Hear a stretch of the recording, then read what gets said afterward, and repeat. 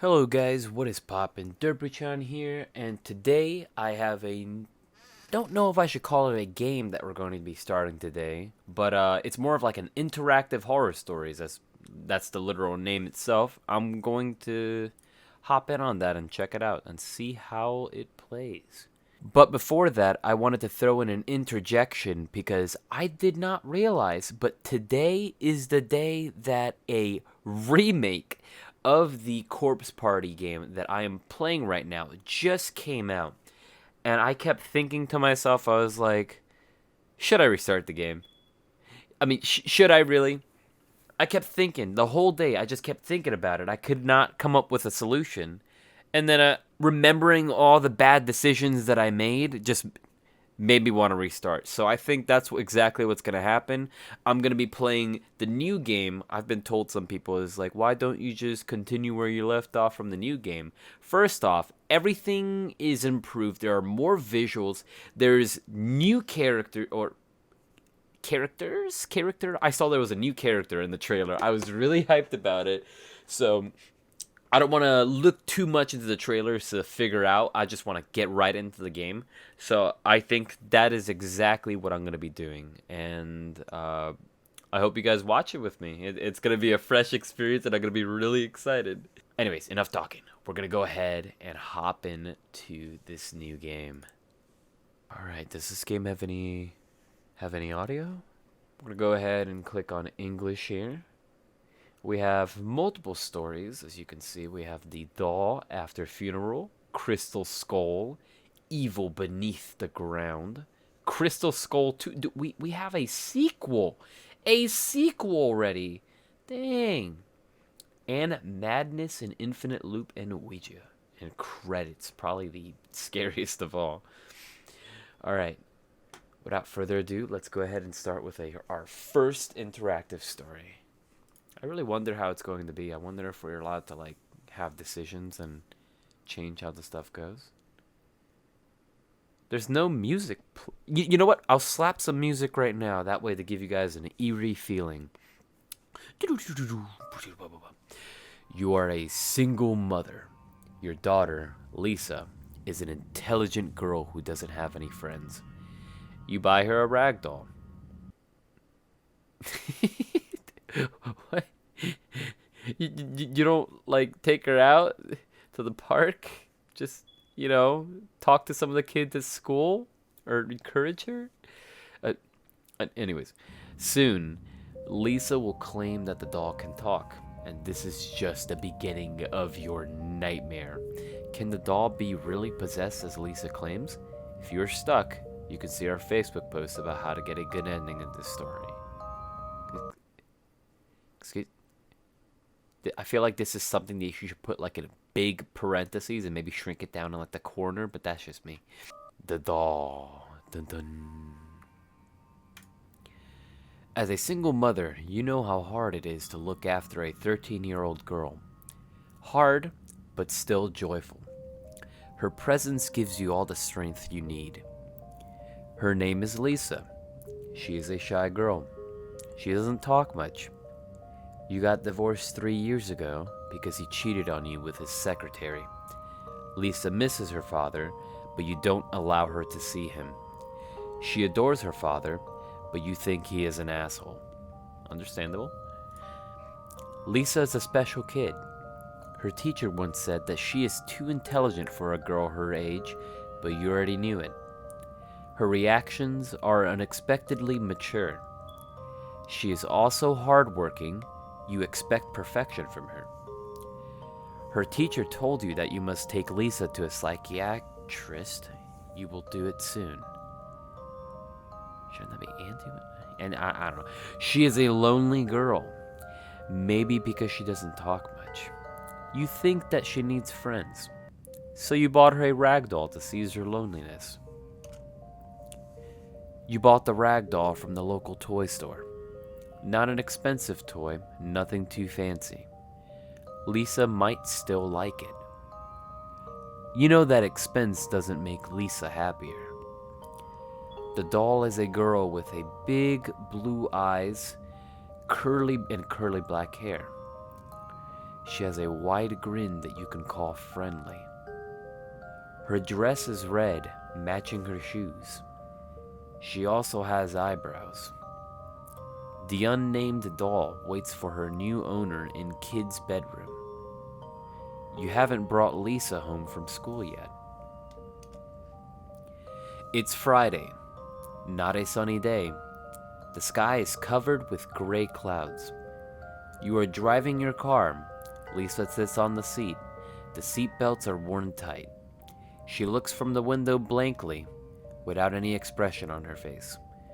You remember that the math exam's results were going to be announced today. Alright. Here are our questions. How are the exam results? Were you able to make any friends today? I bought you a rag doll today. Or continue driving.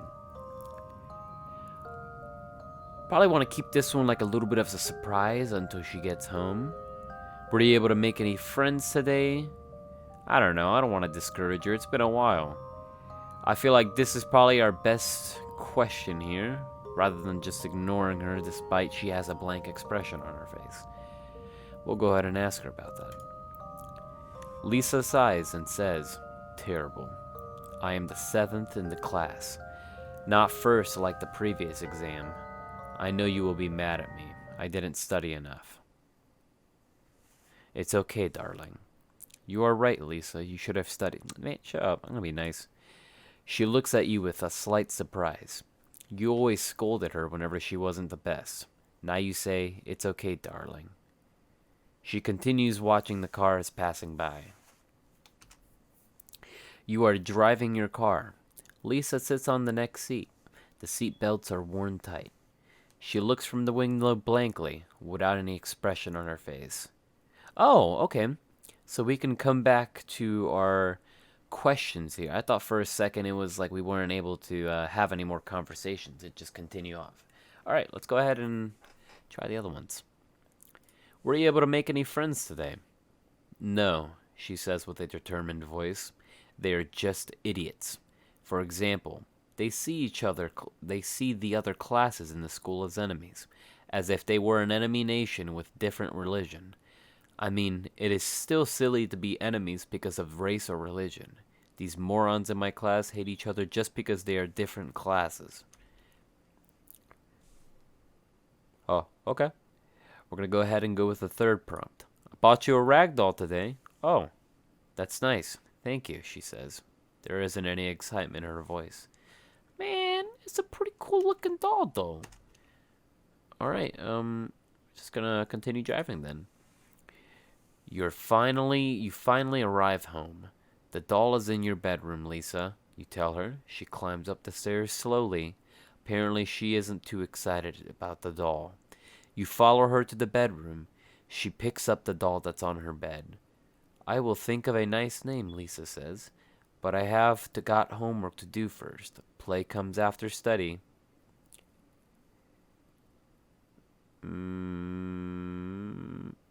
I don't know.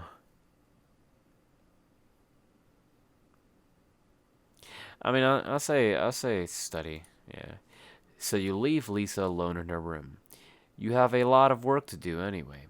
Not only will you cook, but you also need to work on a novel's cover illustration as a freelance artist. The deadline is close, so you work hard nowadays. You are not so happy with your life. You force Lisa to study in order to have a better life than yours. You work all day. The only break that you take is the dinner. You don't talk about anything during dinner with Lisa. It's 2200, bedtime for Lisa. You visit Lisa before she sleeps. She's in her pink dotted pajamas. She is holding the doll in her arms. Mom, I am going to tell you something, but you won't believe. After a few seconds of silence, she speaks. The doll can speak. She told me her name is Anne. Oh my god. I'll go along with it. Okay. Lisa explains. Anna says that she was nothing but a piece of light. A light that's drifting in absolute blackness. A weak light in the infinite darkness. Then she found life in this doll. She was waiting in the toy store for a friend. Lonely. And today she found me. She says that she loves me.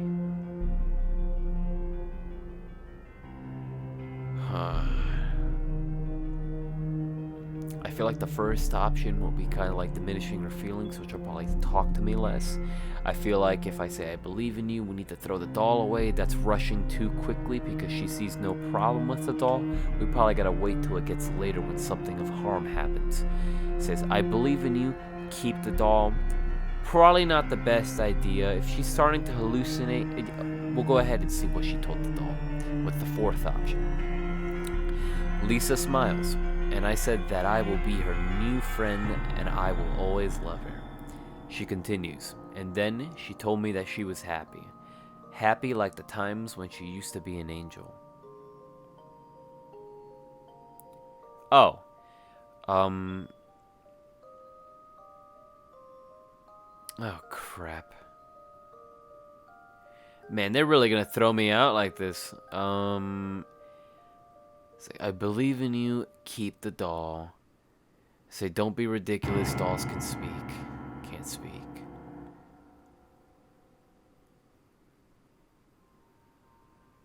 I feel like, you know what? We're gonna go with this one. She screams, no, I don't want it to be thrown. She is my friend, please don't. You feel like the doll is staring at you too. This is that little part where we're kind of like giving a threat, but we're like eyeing the doll. Okay, you can keep your friend. I was like we're in the middle of the thing. I'm staring at that doll. I was like, Lisa doesn't show her emotions usually, but this time you can see that she is surprised. Oh, thank you very much, Mom, she says. You kiss her goodnight and leave her with Anna, the doll. I got my eye on you. I'm keeping my eyes on you. I got my eyes peeled. Because of all the hard work, you begin to feel tired, and you go to bed. It doesn't take long for you to fall asleep. A few hours later, you wake up to the sounds coming from outside. You hear hysterical laughters coming from the garden. They belong to a girl, specifically Lisa's. You stand up and look outside the window. You see Lisa standing and laughing in the garden under the pale moonlight. She is facing back. You can't see her face. On normal occasions, I would shout out, but I mean, it seems like we can confirm that that's our daughter, so I'm gonna head to the garden to see what the hell's going on. You climb down nervously. You wear your shoes and walk to the garden. Lisa doesn't react to your presence. You approach Lisa and put your hand on her shoulder. She turns her face to you. It is not Lisa's face. It is not even a human face. The texture of her face was a gray rag. Her eyes are quite big for a human. So is the wide smile. The voice changes. It doesn't belong to a girl now, but a demon. She stares at you and laughs. You wake up. It was just a nightmare. You are all sweaty with terror. The morning has already broken. You decide to check on Lisa. Lisa is sleeping peacefully, hugging Anna. Anna is carrying that wide smile that annoys you now, but hey, it is normal. It would be terrible if the doll's face was different than how you brought it. You go to the kitchen to prepare a weekend breakfast. You usually make omelet with sausage on Saturdays. You will repeat that habit today. You are in the kitchen. You take the sausage and eggs from the fridge. You need to slice the sausage, so you open up the drawer to pick up the meat knife. Something is wrong. The knife isn't there. Search for the knife in the kitchen. Look inside the garbage bin. Who would toss a knife in a garbage? We're going to go with the search for the knife in the kitchen. You search the whole kitchen. No drawer is not looked into. You even looked into the fridge. No, the knife isn't there either. There's only one place you haven't looked inside. The garbage bin. You open the lid. You couldn't find the knife inside the garbage bin. You search the knife in everywhere possible, but it's in vain. So you decide to use another knife to prepare the omelet. After you have prepared the omelet, Lisa wakes up and joins you in the kitchen. You eat the breakfast with her. She doesn't look so happy. There is an uneasiness on her face. We're going to start with Anna. Did Anna speak again? She did not speak today, but she kept changing her facial expression. Sometimes she looked so happy, sometimes not. She was frowning. There was anger in her face. I can't understand her. Lisa continues eating her breakfast. You eat the breakfast with her. She doesn't look so happy. There is an uneasiness on her face.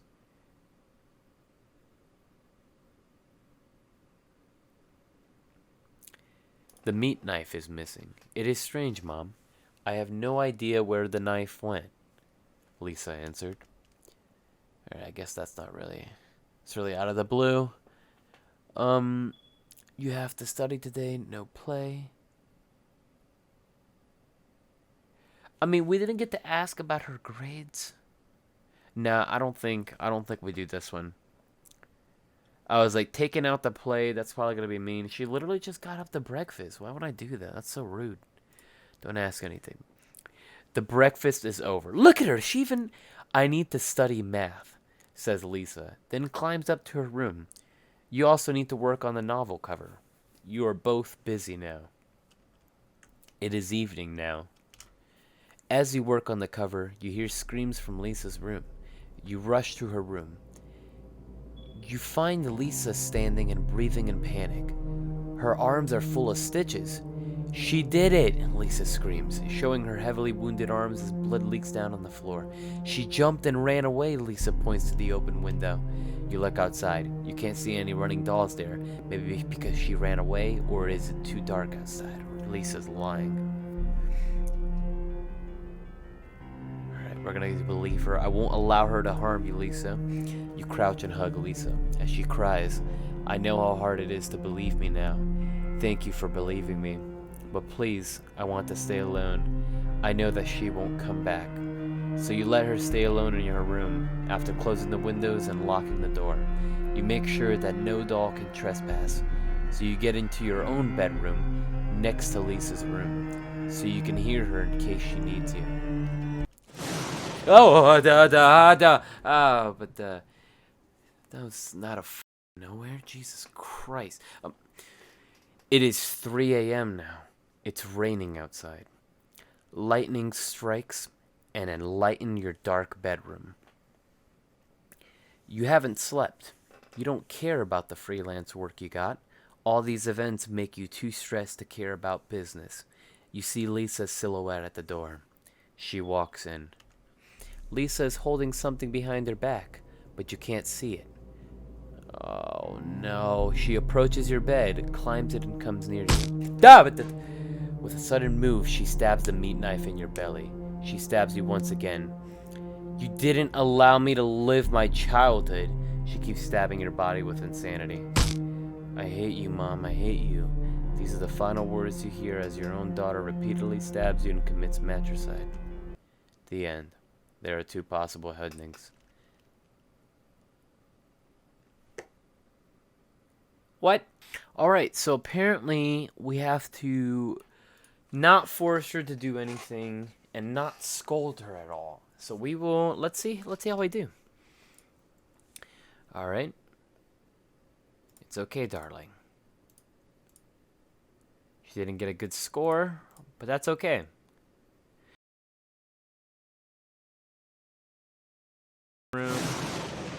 It is 3 a.m. now. It's raining.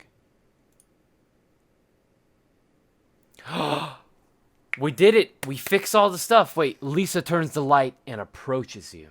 Mom, I need to confess something. The doll was not possessed or anything. I made it up. I really need to get psychiatric help. I feel a huge urge to murder you. Please help me. You hug her. You had done parenting failures before, but it is not too late to fix them. And your mentally ill daughter. The end. There are two possible endings. Aw, okay. Felt a little bit unfulfilled, felt a little short, but I mean, It was a wholesome ending. We got the ending that we wanted. Okay, I like that. Alright, we're probably going to end it right here, fellas. Thank you guys for watching, and smash that like button if you want me to continue the other stories that we have. We have 6 more to go, or 7 if the credits is actually one. That'd be pretty funny if it is. I will catch you guys in the next episode.